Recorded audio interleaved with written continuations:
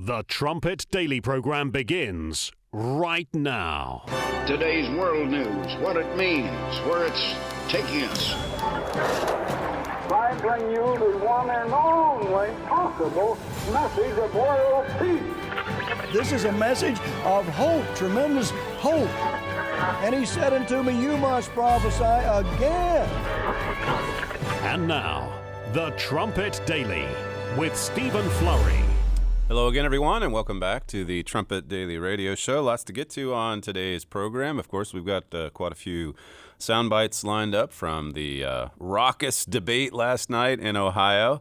We'll come to that in just a bit. Also, I've got some sound bites, and probably too many to get through all of them, but I listened to this short speech yesterday from the governor of South Dakota. As some of you know, there's quite a few of us heading up to South Dakota for all or part of the Feast of Tabernacles here in just a few days. And this is a governor going back to the state and some of the freedoms that they've enjoyed during the lockdown period. It was just really a pleasing speech. And when you hear about the contentious, argumentative debate sound bites or hear them in just a little bit, it is a refreshing change of pace to just listen to a lady who has some common sense and who really has tried to protect the freedoms that Americans enjoy, at least in the state of South Dakota. So if we have some time, we'll come to that in a little bit. And I think the theme throughout will be the subject of government, whether it's bad government or good government, as my father wrote about in the latest Trumpet magazine. This is the November-December issue. A new government is coming. That was featured just yesterday on the trumpet.com website.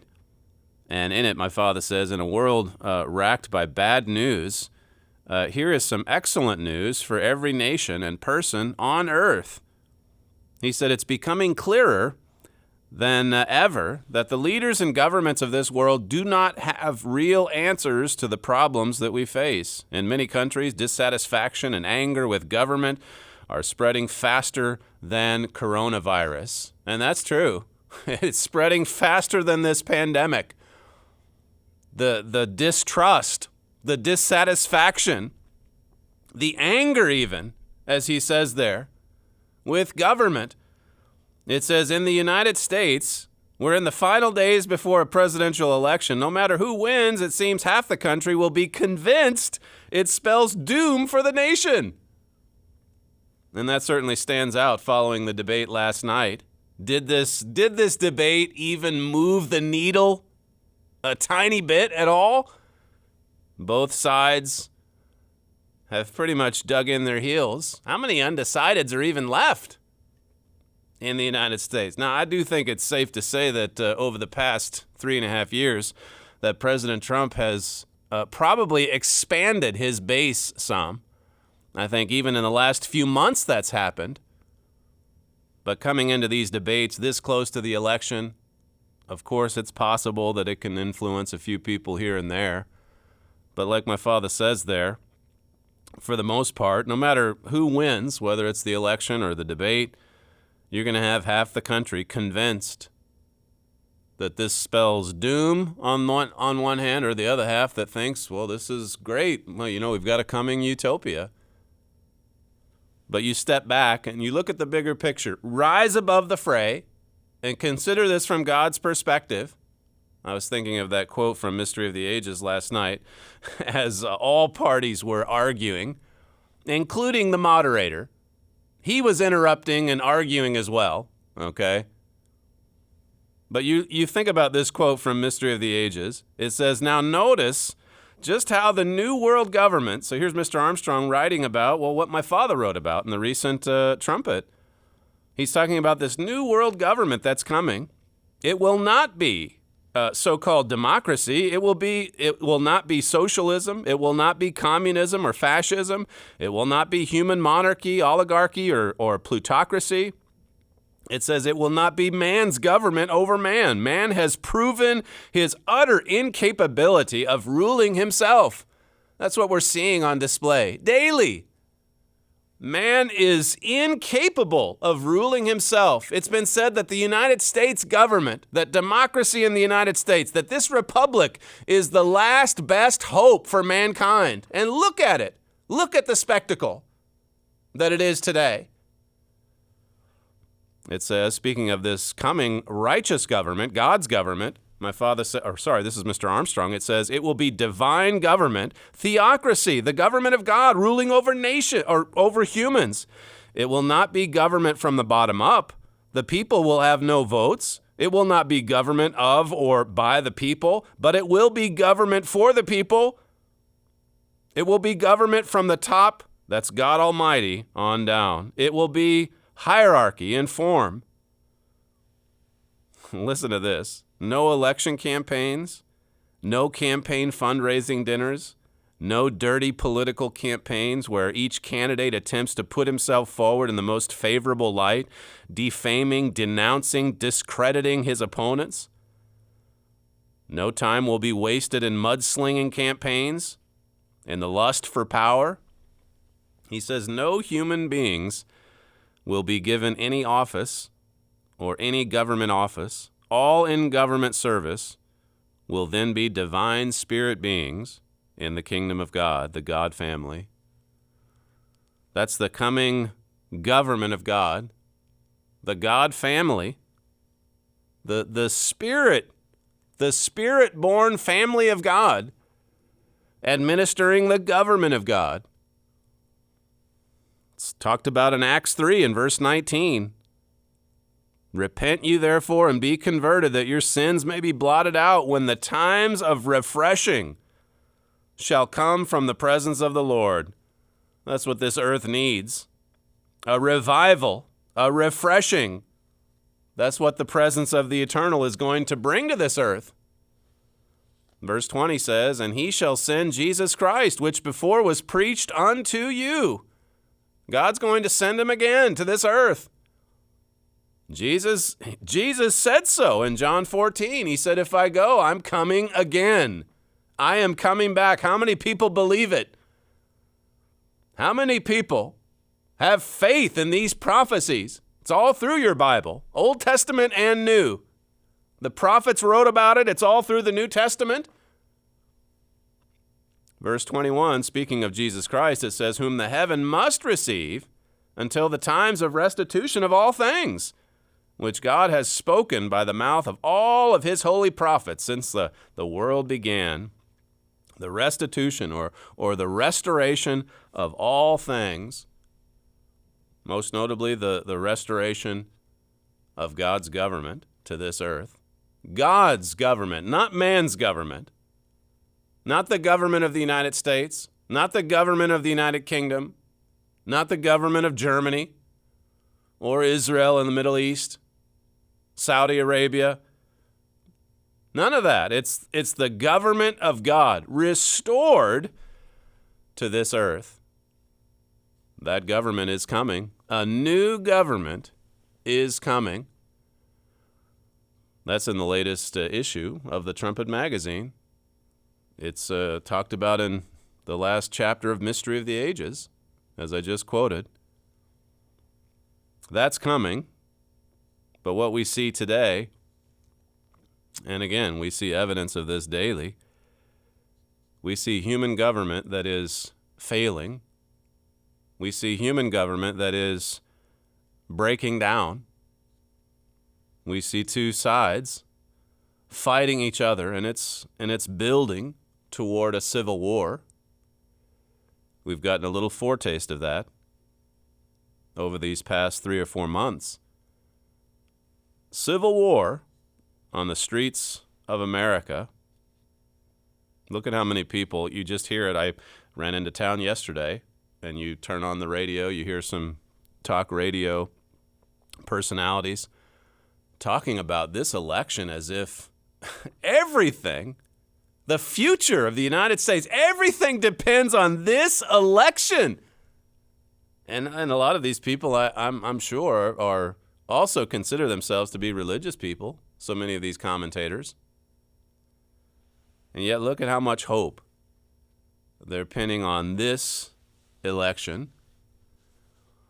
We've talked quite a lot over the last several years about an Antiochus administration and a Jeroboam administration. And God certainly has intervened here and there for the work's sake, for sure. But in the long term, as we consider the United States and Britain in prophecy, or what Mr. Armstrong wrote in Mystery of the Ages, the forecast is not good for the United States. In the short term, there's a temporary resurgence, or a temporary saving of the United States. If you weed through some of the arguing last night and the interruptions, and there were interruptions from all three, but if you just look at the substance, I actually felt like President Trump came out looking pretty good on substance. He made a point to say that Joe Biden, if he gets in power, he's gonna want to lock things down again. He's the candidate for shutdowns and for masks. One quip, wherever he goes, he has this huge mask on. That's what the president said about his opponent. He said that this is the party of the Green New Deal. And you had, Joe Biden actually flip-flop on the Green New Deal in the space of about 3 or 4 minutes. Is he for it? Is he against it? Well, his website says he's for it. His website says it's like the framework for his climate change plan. And the president was there saying, look, this is going to cost trillions and trillions and trillions of dollars. And Joe Biden's there saying it's going to pay for itself. Pie in the sky type thinking. The president came out looking pretty good on law and order as well, as he continually pressed Mr. Biden to just name one law enforcement agency that's come out in support of him. At one point, the president said, you can't even say law and order because you don't want to lose your radical base. In their minds, law and order is the problem. Chris Wallace asked him about critical race theory, and the president correctly said, yeah, I did away with it because it's racist.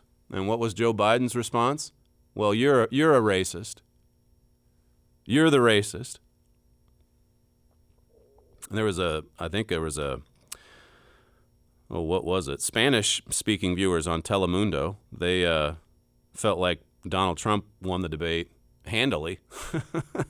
That's not good news for the Biden campaign when they see his poll numbers continue to increase, not just among Latinos, but also in the African-American community as well. All of that said, though, because of what the president was saying going in, well, not just President Trump, but a lot of commentators as well, Joe Biden hiding out in his basement, would he be able to keep pace? Would he be able to last for 90 minutes? The fact that he made it through 90 minutes, the fact that this does represent a pretty big victory for Joe Biden. The expectations were so low for him that just surviving and sticking to his talking points, which for the most part he did, surviving for 90 minutes, that's a pretty big victory for Biden. So you've got President Trump, who came out victorious, I suppose, when you consider the substance. You have Joe Biden, who won because he survived. And then, of course, you have the biggest winner was Chris Wallace. He said going in he was just going to try to be, non-existent, that his goal, his aim was to not even be a factor. And then there he was, right in the first few minutes. President Trump saying, oh, I guess I'm debating you as well. Well, surprise, surprise. 2-on-1 from the beginning. He was there. He made it known from the outset that his mission during that debate was to rescue Joe Biden. And he did it again and again and again. Sean Davis tweeted out that was the single worst presidential debate moderation in American history. And how the Republican Party agrees to this, Well, the radical left is saying, look, we'll give you your Fox commentator. We'll let you have one Fox moderator. And it's this radical leftist that's on Fox News. That's the way the network is headed. There's just the primetime players basically at night that have some conservative positions. You take Sean Hannity. He's every bit as conservative as Chris Wallace is liberal. And you think the Democrats would stand for Hannity being a debate moderator? Of course not. Somehow or another. What will the next two debates, if they even happen, we'll get to that in a second, but what will the next two debates be like? I don't know who the moderators are offhand, but if the one from Fox has already had his part to play, and what a significant part that might be, if this debate ends up giving Joe Biden an excuse to say, you know what? I've done it once. You can't reason with this man. Look at him. He's a racist. He's a clown. He's combative. He's argumentative. I tried once. That may be part of the strategy. Look, let's just do whatever we can to get him through one debate. And then maybe we can get out of the other two.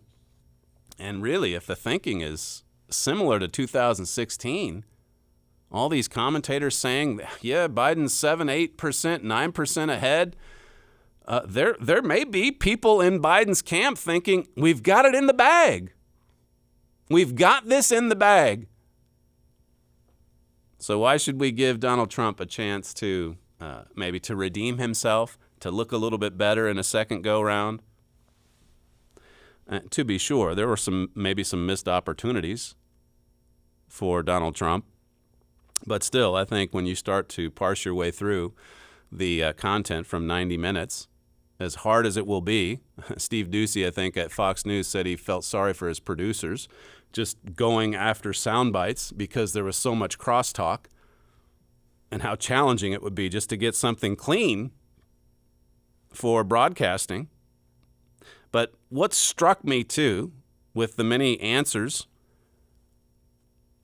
that Joe Biden gave is how often he was able to just get away with saying, that's not true, or I didn't say that.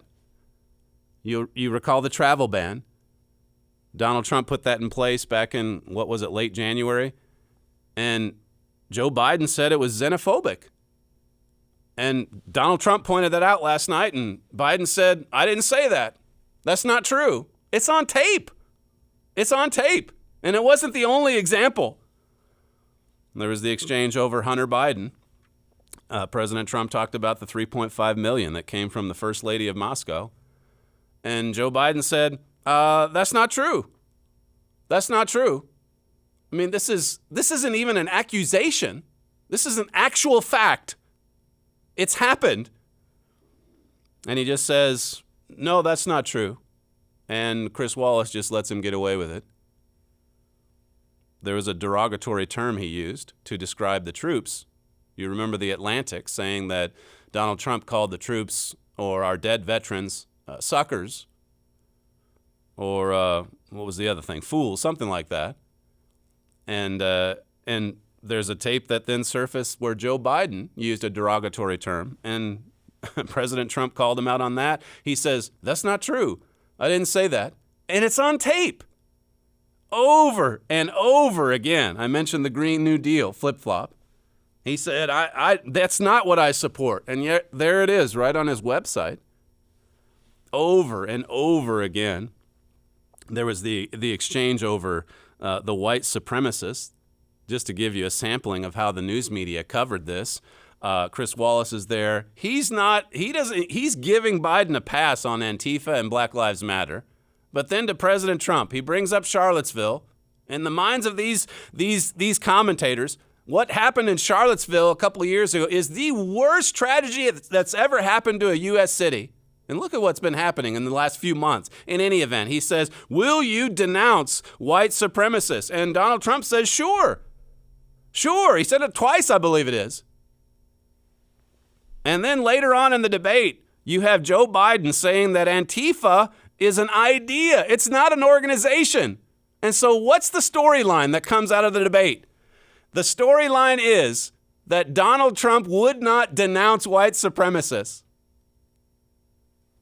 Here's Joe Biden calling Antifa an idea. He can't even bring himself to criticize this movement that's been destroying American cities.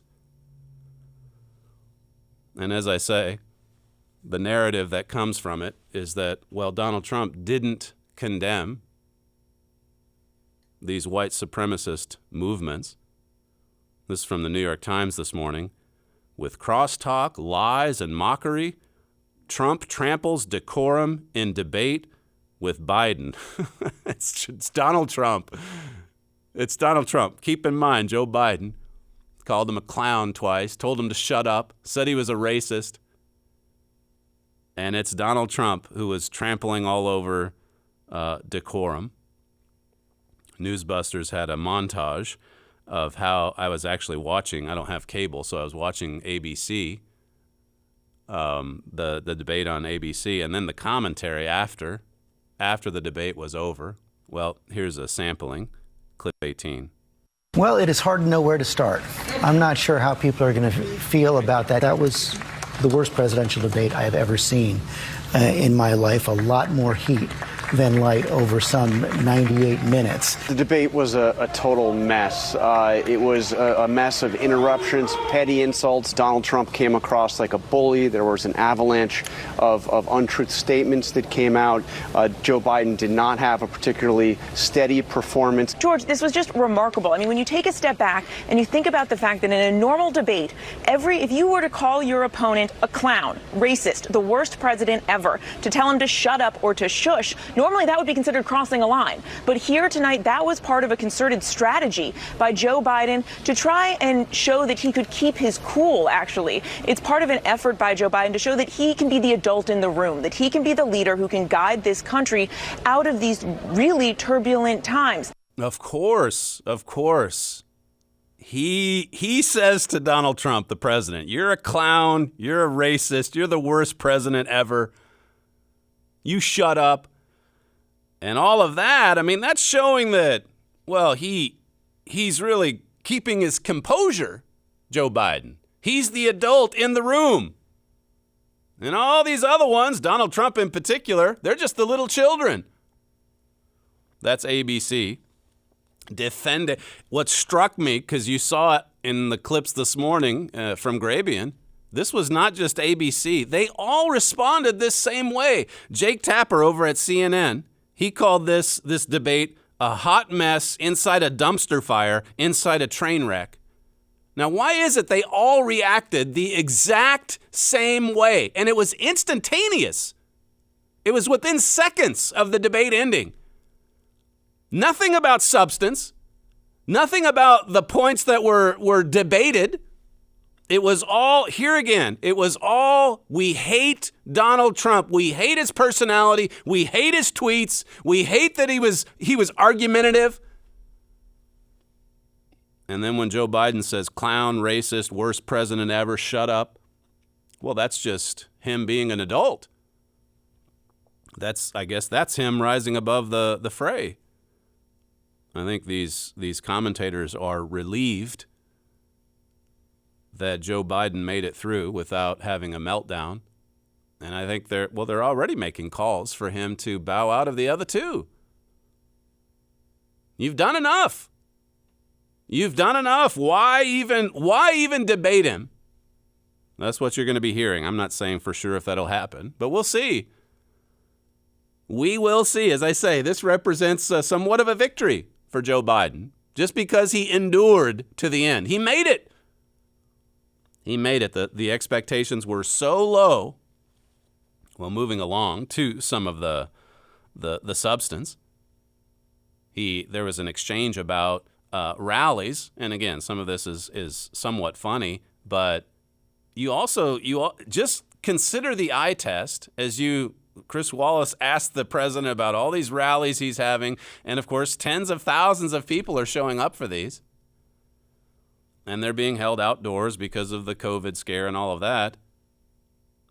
But Biden, for his part, he rarely makes speeches, and when he does, there's hardly anyone there. And yet we're told, and it's constant, we're told that Donald Trump is 7, 8, maybe 9% behind. He's way behind. Now it's only going to be worse, no doubt, they'll tell us, because, well, it was such a disastrous debate for Donald Trump. So listen to this exchange from the debate last night. This is clip 9. Your different approaches has even affected the way that you have campaigned. President Trump, you're holding large rallies with crowds packed together, thousands of people. Outside. Outside, yes, sir, agreed. Vice President Biden, you are holding much smaller events with... Because nobody will show up. People with... Well, it's true. Nobody shows up to his rallies. All right. If you could get the crowds, you would have done the same thing. But you can't. Nobody cares. Gentlemen, can we move on to the... Nobody cares. That's President Trump saying he doesn't get the crowds because nobody shows up. Nobody shows up at your rallies. If you could get them, you would. Now, again, just keep that in mind. The next time you see a rally, the next time you see tens of thousands of people, you've got to take all of those polls with a grain of salt. On the shutdown, I won't give you some of the clips from how they handled the COVID-19 pandemic, how the president, that is, handled it, how Joe Biden would have handled it differently. But suffice it to say, as the president noted, look, if you're wanting things to shut down, if you're wanting things to stay locked down, then that's what Democrats, leading Democrats, are calling for. We want to open things back up. We want to rev the economy back up. Here's clip 10. We closed it down, and now we're reopening, and we're doing record business. We had 10.4 million people in a 4-month period that we've put back into the workforce. That's a record the likes of which nobody's ever seen before. And he wants to close down he will shut it down again. He will destroy this country. You know, a lot of people, between drugs and alcohol and depression, when you start shutting it down, you take a look at what's happening at some of your Democrat-run states where they have these tough shutdowns. And I'm telling you, it's because they don't want to open it. One of them came out last week. You saw that. Oh, we're going to open up on November 9th. Why November 9th? Because it's after the election. They think they're hurting us by keeping them closed. They're hurting people. They're hurting Americans, and a lot of it's politically motivated. That's what he's getting at there. Now, you can be sure that even Joe Biden, his tune on the lockdowns and the mask craze and all that would change in the first week of November if he happened to win. And there's the president talking about others in these Democrat-run cities and states making similar statements that, well, we'll reopen things, early to mid-November. They want to hurt the economy. They want to hurt the American people in an effort to hurt Donald Trump, because then they can go and pin the bad economy on him. As you know, it was booming right up until January of this year. Jobs, everything. It was just booming. That was, just as an aside, that's why it was, again, if you leave aside the politics of it, it was so refreshing to just hear this Kristi Noem yesterday. This was at an event sponsored by Hillsdale. But there she was talking about the U.S. Constitution and the freedoms that she's there to protect. Well, yesterday on the program, I talked about, again, this big tax story, how much taxes Donald Trump is paying or not paying, and how that does leave the president with an opening going into the debate to bring up the Biden family and its dealings with Ukraine and Russia and China and Kazakhstan. And if you look at the debate, the 2 times that came up last night, it was President Trump who was bringing it up, and it was Chris Wallace who was shutting it down. This is not to be discussed. This is not to be explored. This is to be ignored. Listen to this first clip, clip 11. Why is it, just out of curiosity, The mayor of Moscow's wife gave your son $3.5 million. What did he do to deserve it? What did he do with Burisma to deserve $183,000? You've asked your question, let him answer. None of that is true. Oh, really? Totally, he didn't get $3.5 million? Mr. President, Mr. President, please. Totally discredited. Totally discredited. And by the way, well, wait, he didn't get $3.5 million, Joe? Mr. Vice, he got $3.5 million. It is not true. Oh, really? Mr. President, it's an open discussion, please. It's a fact.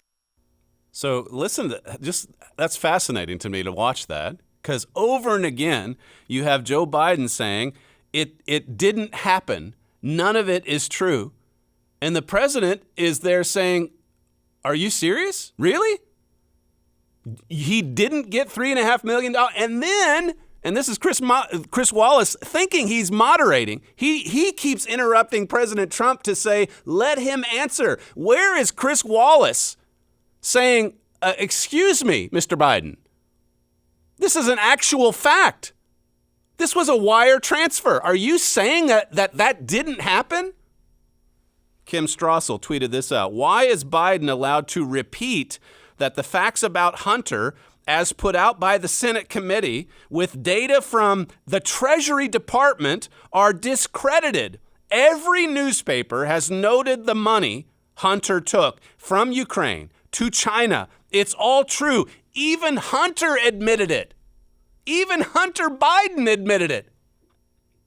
He was interviewed a few months back, talking about all these connections. And the reporter, and she's a left-wing reporter, as I recall, but she was saying, well, you know, would you have gotten some of these positions or jobs were it not for your dad's influence? Were it not for your dad being vice president? And he said, well, probably not. Probably not.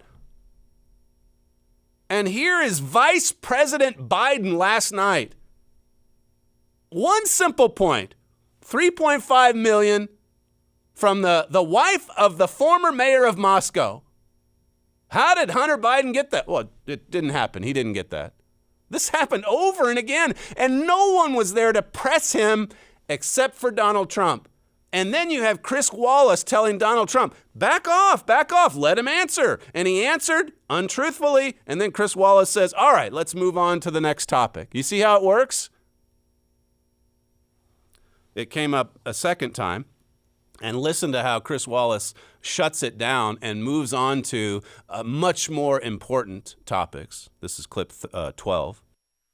We've already been through this. I think the American people would rather hear about more substantial subjects. Well, you know, as the moderator, sir, I'm going to make a judgment call here. Gets $3.5 million from the mayor of Moscow. Let's talk about not true. Gentlemen, that report is totally discredited.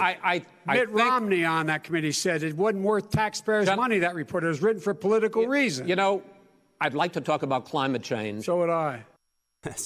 Yes, indeed. I'd like to switch over to climate change. Well, so would I, Chris.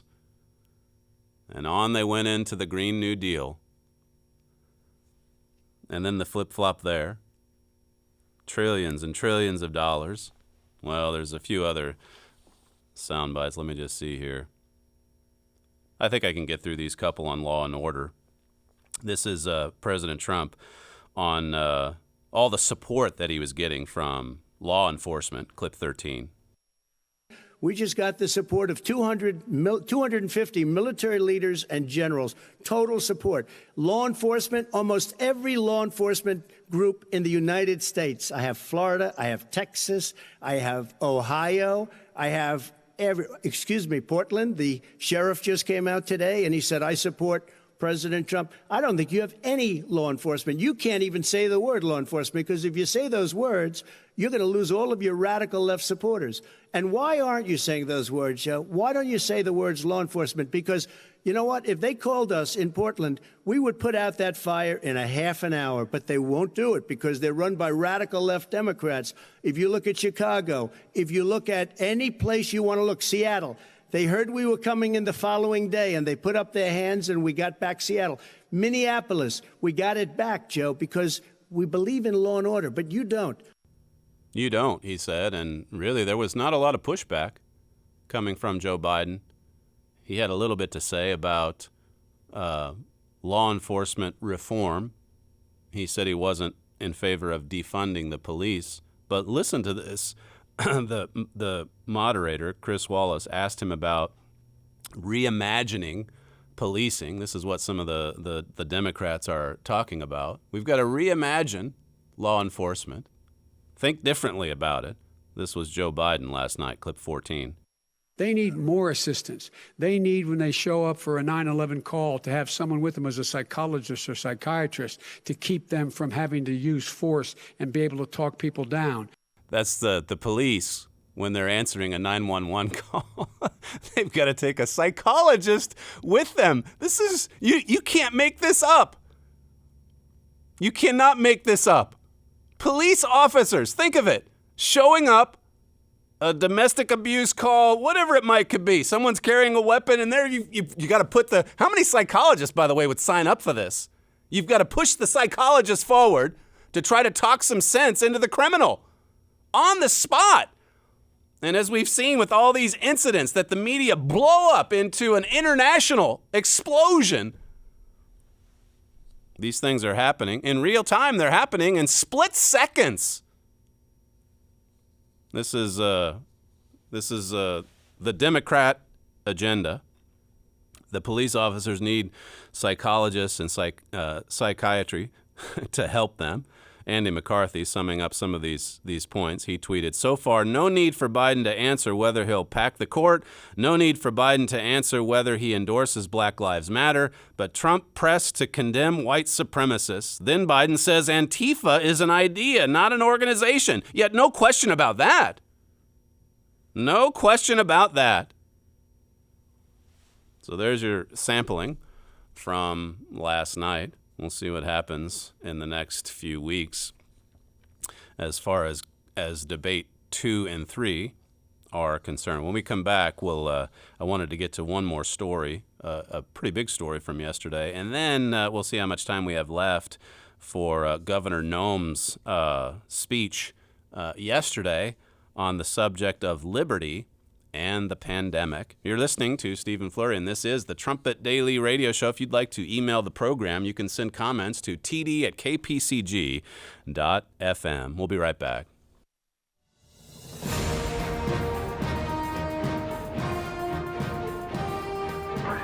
This is KPCG-FM, and this is the Trumpet Daily.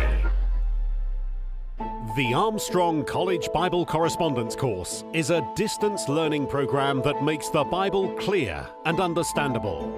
The correspondence course enables enrollees to learn what the Bible itself says about subjects that affect you and the world you live in. This fascinating Bible course highlights and proves what the Bible says about morality, war, religion, terrorism, and other current events, focusing on the root causes of this world's many problems facing man, as well as their solutions. The Bible and this course also focuses on the reason mankind was created in the first place, the way to happiness, accomplishment, and fulfillment, as well as the truth behind important doctrinal questions, such as what happens after we die, the nature of God, the resurrection, the millennium, and other critical subjects.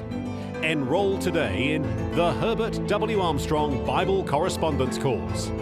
Email your request to td@kpcg.fm or visit thetrumpet.com.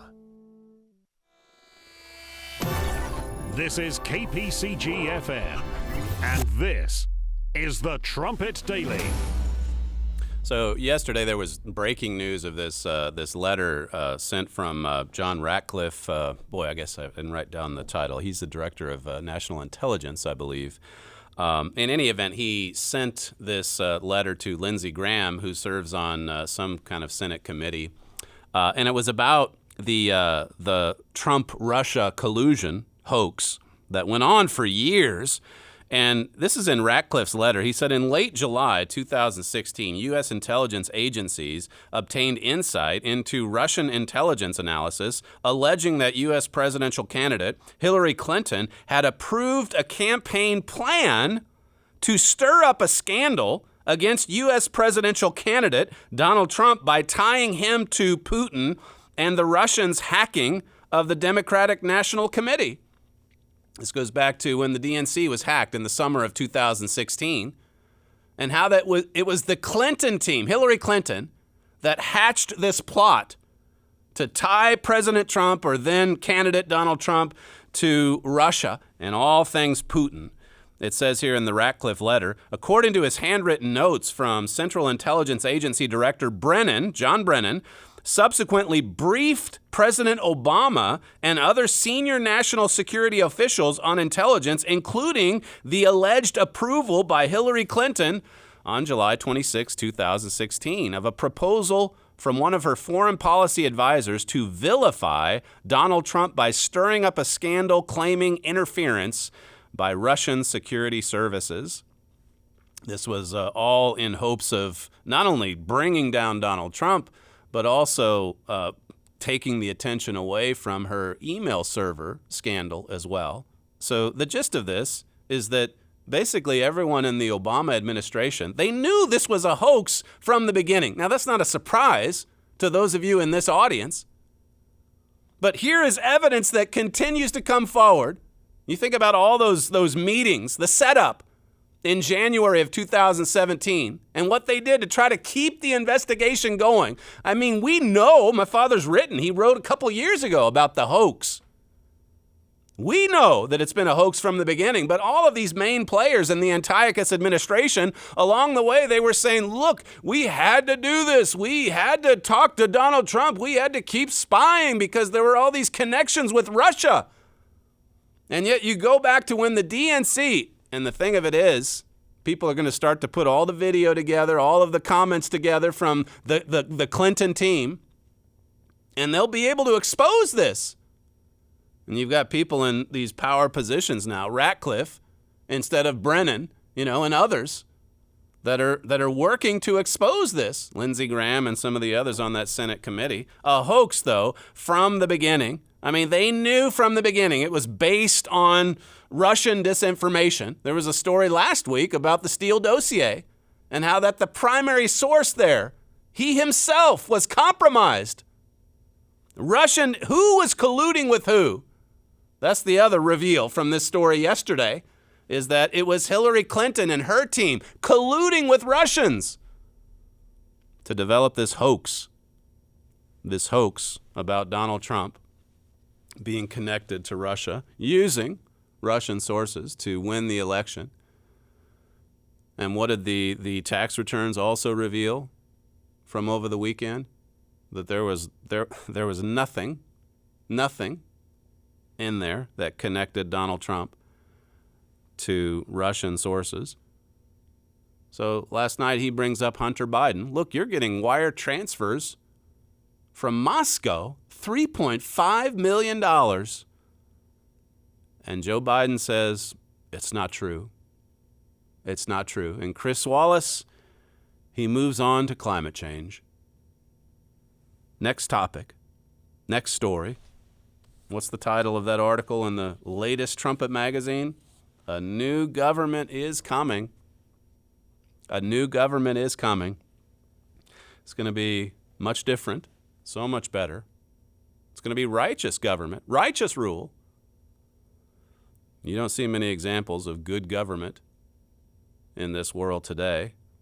What they have in South Dakota, obviously, that's not the government of the world tomorrow. But as I said at the top of the show, at least it is refreshing as an American to just hear an American governor get up and say, you know what? When this pandemic started, I didn't lock everything down. I didn't get up to the microphone and tell you, South Dakotans, which businesses are essential and which businesses are not essential. And you know why I didn't tell you that? Because I don't have the authority to tell you that. That's someone who has respect for the freedoms and the liberties that Americans enjoy, thanks to the United States Constitution. It was interesting right at the start of her speech where she talked about people in South Dakota. I'm not sure actually if this is in clip 1, but let me just give you her introduction.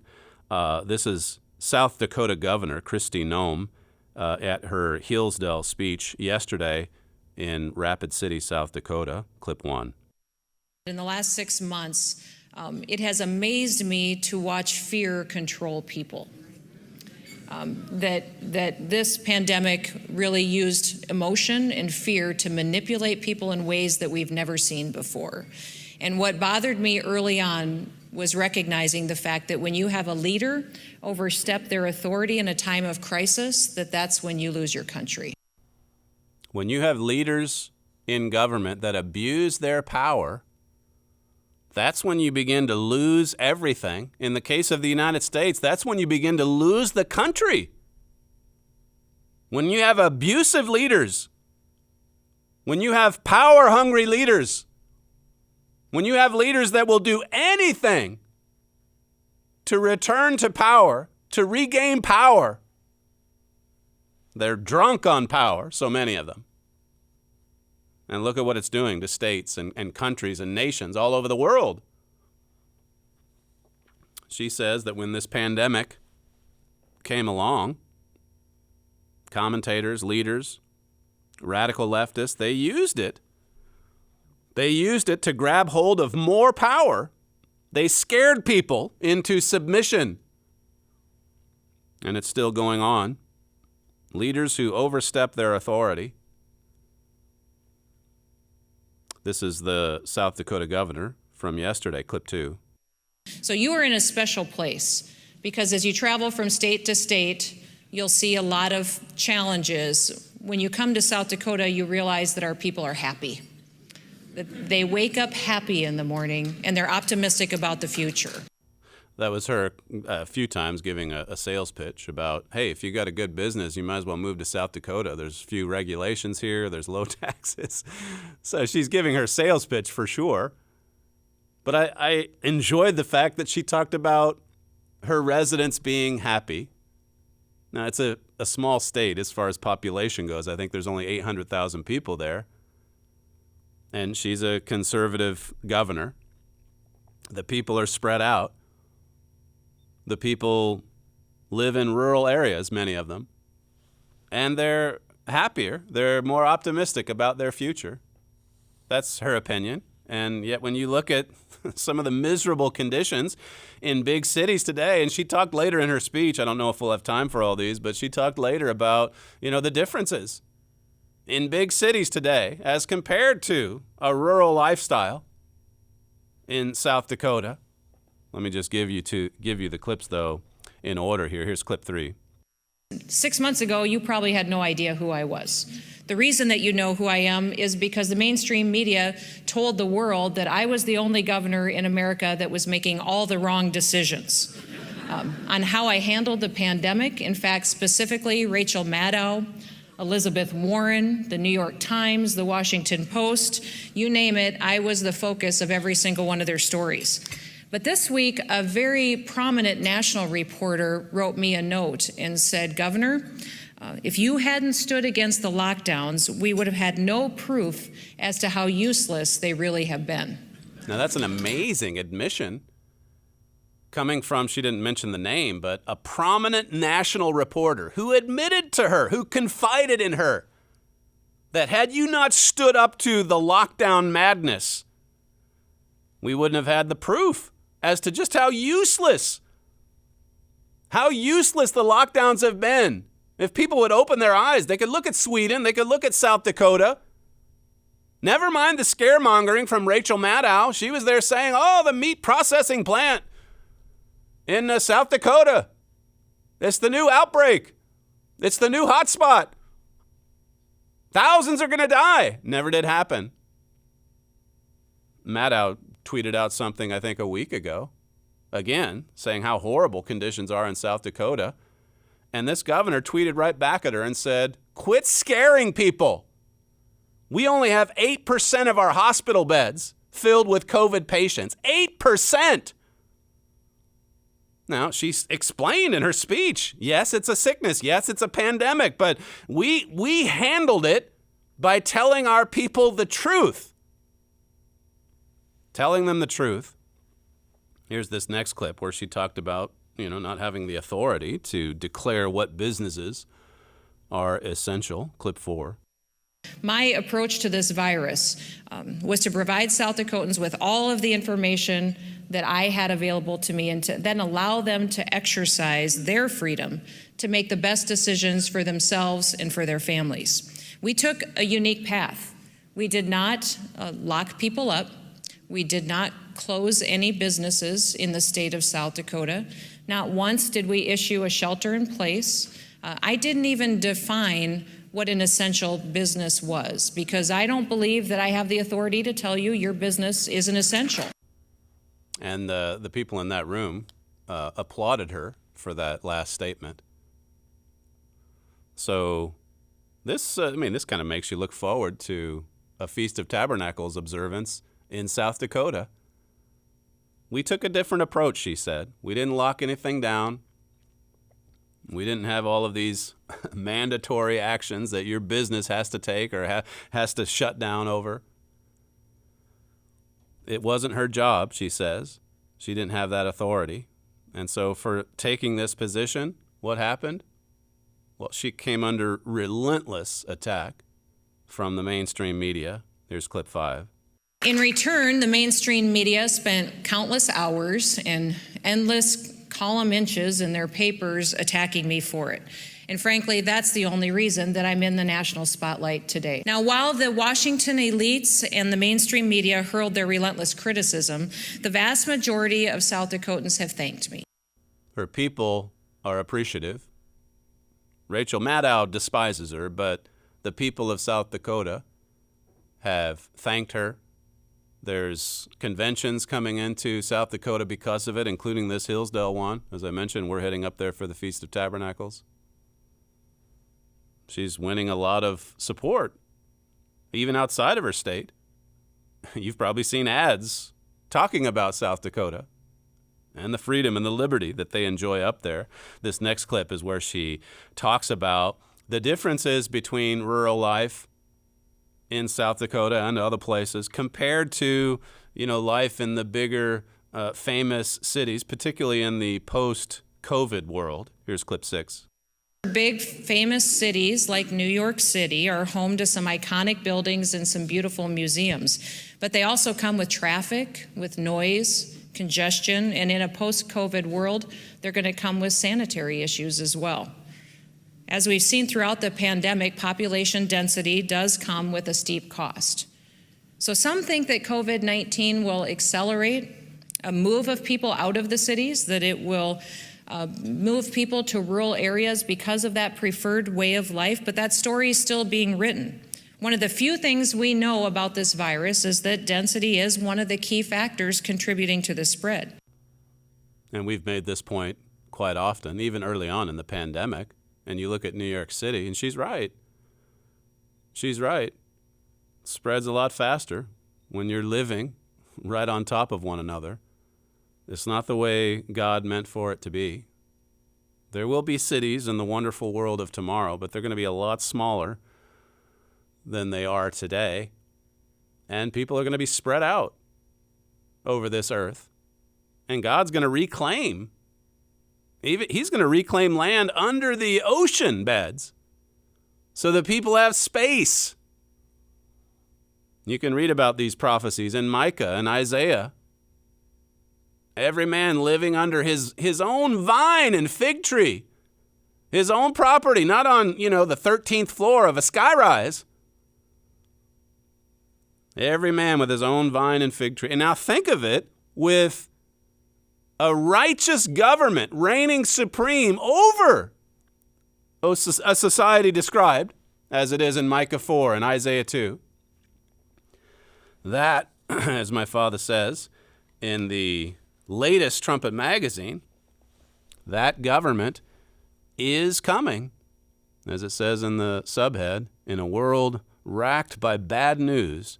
Here is some excellent news for every nation and person on earth.